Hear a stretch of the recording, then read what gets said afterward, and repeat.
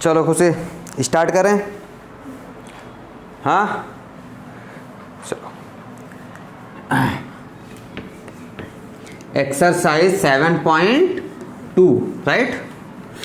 ठीक है, मतलब आज आपको सेक्शन फॉर्मूला बताना है, राइट। चलो, exercise 7.2 class 10th, exercise 7.2 class 10th। ठीक है, अब ध्यान से देखो, इसमें हमें पढ़ना है बेसिकली बेटा सेक्शन फार्मूला। क्या पढ़ना है? Section formula. सेक्शन फार्मूला होता क्या है, देखो ध्यान से। सपोज करो मेरी कोई एक लाइन है, एक लाइन सेगमेंट है, तो कोई भी लाइन सेगमेंट होगी तो 2 पॉइंट से मिलके बनेगी। एटलीस्ट 2 पॉइंट तो होंगे ना उस लाइन सेगमेंट में। Let us assume that the first point is x1 y1 and the second point is x2 y2। बात क्लियर हो गई? First point is x1 y1, second point coordinate is x2 y2। Clear है? चलो, अब section formula का मतलब समझना पहले। ये एक्सरसाइज एक्चुअली बेस्ड है सेक्शन फॉर्मूले पे। सेक्शन फॉर्मूला, अब हम उसी को समझ रहे हैं। सेक्शन का मतलब क्या होता है? सेक्शन का मतलब जैसे आपके स्कूल में होता है ना, section A, section B, section C, section D. Actually section का मतलब क्या हुआ?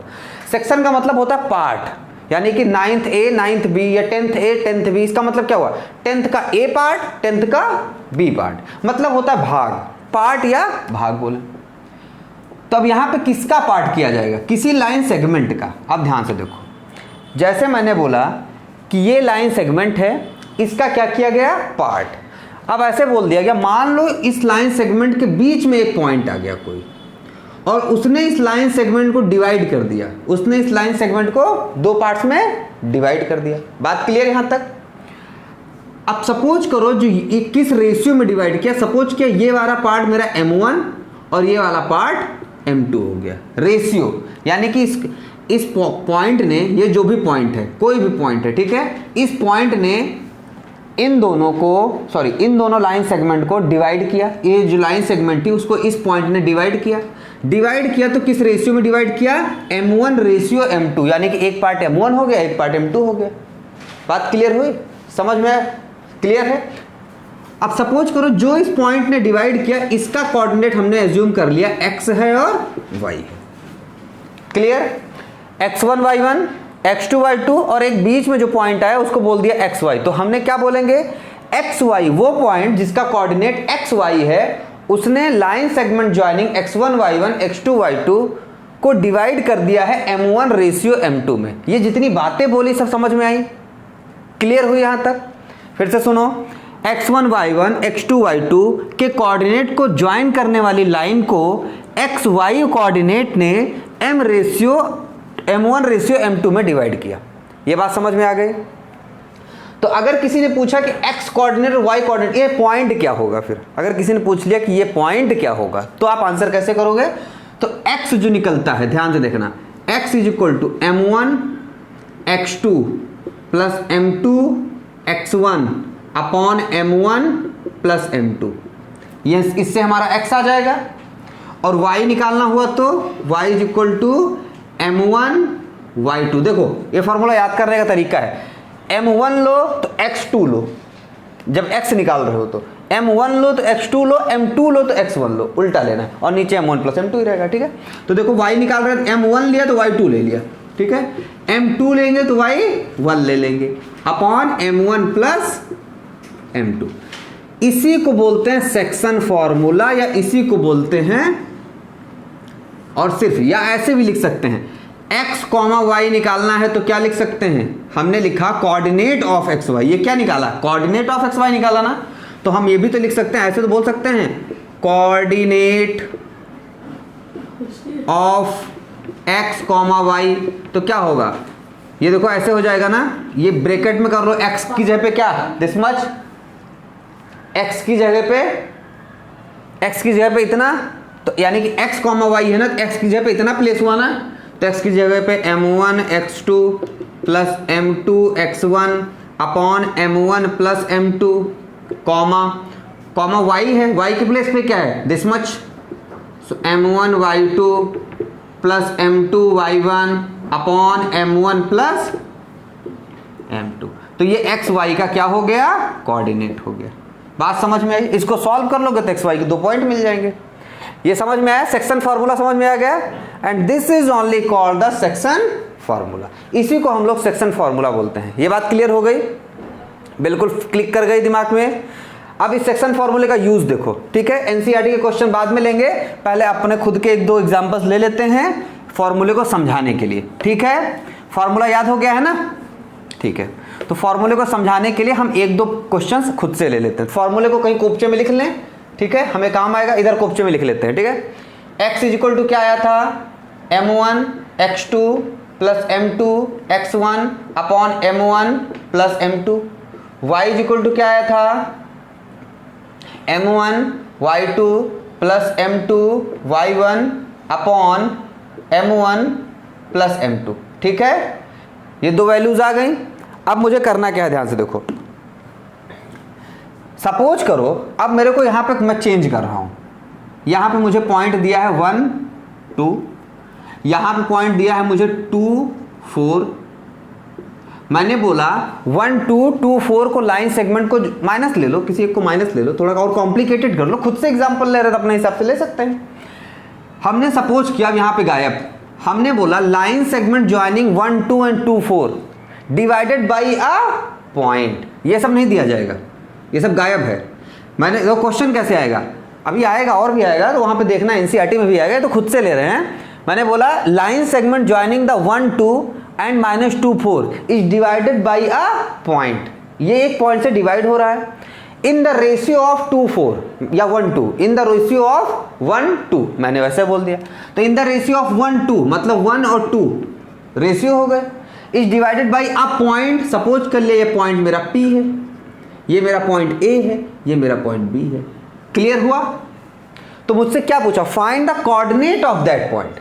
क्वेश्चन में लिखूं क्या, क्वेश्चन लिखूं, मैंने क्या बोला, line segment joining the, question ऐसे लिखा रहेगा। क्वेश्चन कैसे लिखा रहेगा वो ध्यान से देखो। Line segment joining the coordinate 1 2 and -2 4 divided by a point in the ratio of 1 and 2, find the coordinate of that point. जो पॉइंट डिवाइड कर रहा है उनको 1 2 रेशियो में, उस पॉइंट का कोऑर्डिनेट फाइंड करो। ऐसा आ जाएगा। अब ये एक्स वाई कैसे आया था, एक्स वाई ऐसे आता है। ये कोऑर्डिनेट हमें निकालना था कैसे, एक्स की वैल्यू इतनी, वाई की वैल्यू इतनी। बात समझ में आ गई?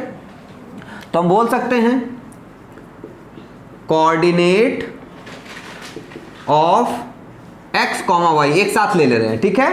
X comma Y is equal to X की वैल्यू और वाई की वैल्यू, ठीक है। और उसने बोला वो पॉइंट बताओ, तो हमें एज्यूम भी तो करना पड़ेगा। Let us assume that, question सुन लिया था ना मैंने, क्या बोला था, let us assume that the coordinate of point, coordinate of that point,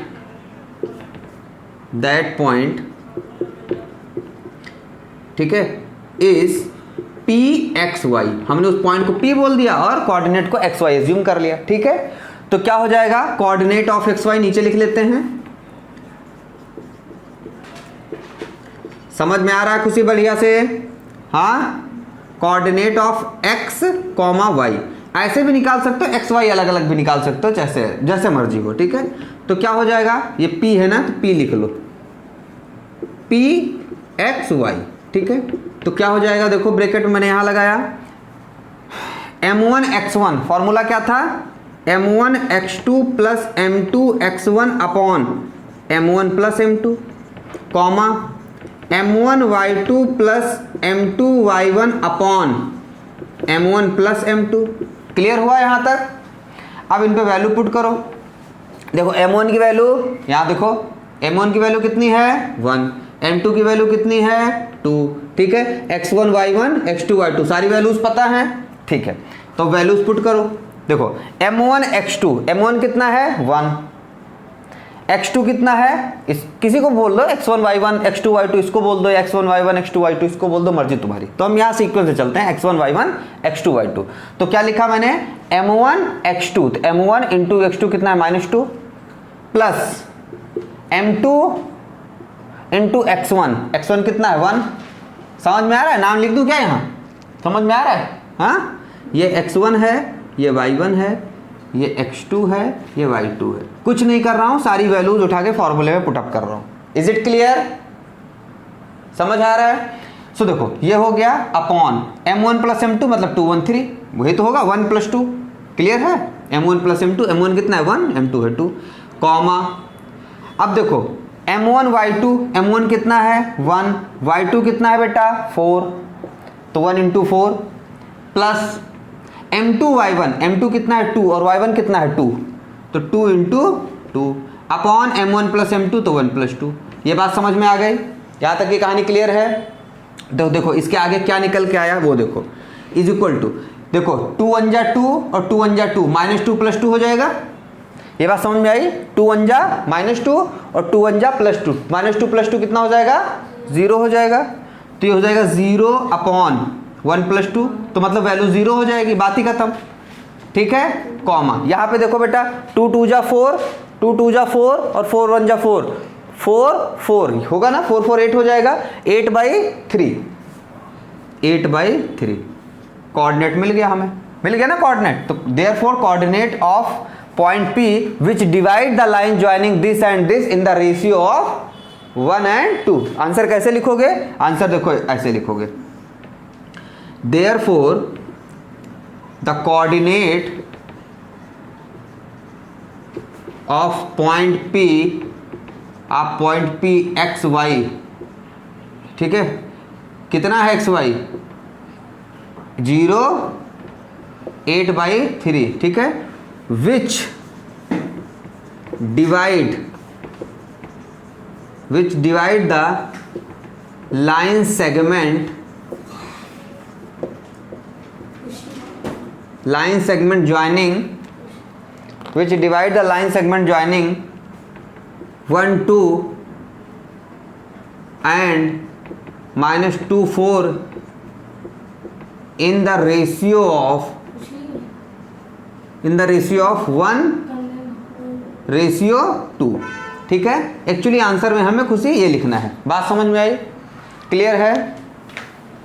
कोई दिक्कत है? समझ में आई? हर एक चीजें बिल्कुल क्लियर हुई हैं? हर एक चीजें क्लियर हुई है ना? ठीक है, ये 0 8/3 है, फिर हमने लिख दिया देयरफॉर हमारा वो पॉइंट, इसी हमें निकालना था ना कि उस पॉइंट का कोऑर्डिनेट निकालो जो इस पॉइंट के लाइन सेगमेंट को 1 और 2 रेशियो में डिवाइड करता है। तो हमने उस पॉइंट का कोऑर्डिनेट निकाल दिया, तो हमने नीचे लिख दिया therefore the coordinate of that point is 0 8/3 which divide the line segment joining this and this in the ratio of 1:2। Clear हुआ? ठीक है, तो ये कंसेप्ट था, कुछ कंसेप्ट समझ में आया? एनसीईआरटी क्वेश्चन पे इसके बाद आ रहे हैं। ठीक है, क्लियर हुआ? चलो देखो, हमको क्या इस क्वेश्चन को सिर्फ अपने आप लिया था हम लोगों ने, सिर्फ ये समझने के लिए कि फॉर्मूला वर्क कैसे करेगा। तो आई थिंक समझ में आ गया होगा कि फॉर्मूला वर्क कैसे करेगा। क्लियर है?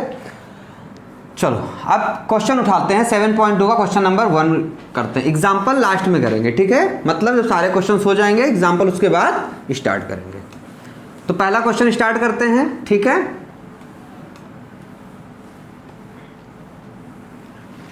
अब क्वेश्चन क्या है? First, find the coordinate of the point. दो क्वेश्चन नोट कर ले रहे हैं, ठीक है। Find the coordinate of the point, ठीक है, उस पॉइंट का कोऑर्डिनेट बताना है, ठीक है, विच divide the join of, which